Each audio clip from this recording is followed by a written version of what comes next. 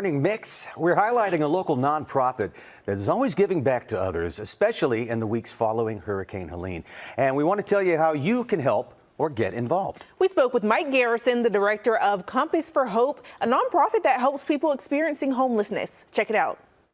Mike, good morning. Thank you for joining us here today. We appreciate it. Good morning. Thank you. Good to see you again.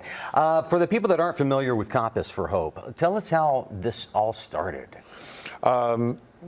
Back in 2018, we started with very, very humble, just going down, trying to make a difference, trying to serve the homeless. We started out cooking food and distributing toiletries and clothing.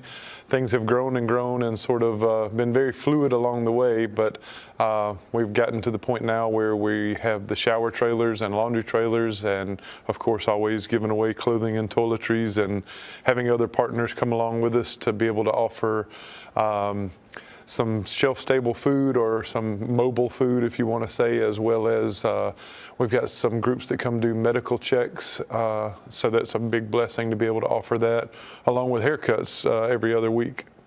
Now, Compass for Hope works throughout the year helping people experiencing homelessness. So what kind of help do you provide?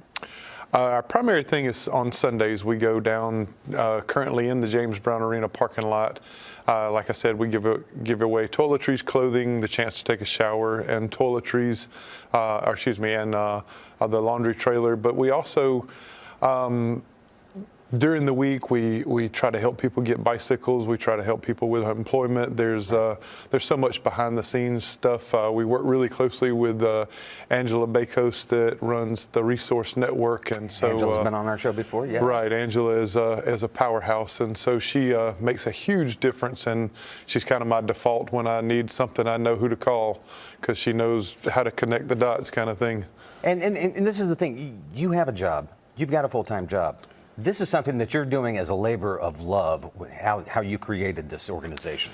Definitely. I tell the story like I really wasn't making a difference sitting on my butt watching football and racing on Sundays, so I decided to go downtown and see what I could make a difference at. Honestly, I grew up here. I didn't think Augusta had a homeless problem, but it's one of those things, once you see it, you can't unsee it. Mm-hmm. And so we kind of thought we were filling a need by providing food. We realized that there was a choice there, that there was other food options. So we've been very fluid in what we offered, just to try to make sure we were offering an authentic need and not duplicating what somebody else was offering. Now, from everything that you've done and everything you provide for the community, how has this made a difference in the people you're helping, especially after the hurricane? It's been, I feel like I get more out of it than they do. Oftentimes I feel like my problems are insignificant after I've been downtown for a few hours trying to help others. But prior to the hurricane, we were, doing our normal routines, but we had to pivot with the bad weather and with the uncertainty of roads and volunteers and everything. So last week we were able to get back to close to normal, right. But definitely went down extra days, like we went down Tuesday and Friday of that week to make sure that we were distributing food to folks that otherwise may not have had access to it during that time where so much was shut down. All right, we want to mention this because we're running out of time here, but you have a raffle that's going on, a big one right now with RecTech, and there's less than a week for people to get involved. Tell us quickly about that. Tickets can be found at compassraffle.com. We are raffling the BFG, which is the big grill. It's the biggest one they make. It's a huge value for the price of the ticket. There's only 1,200 tickets printed.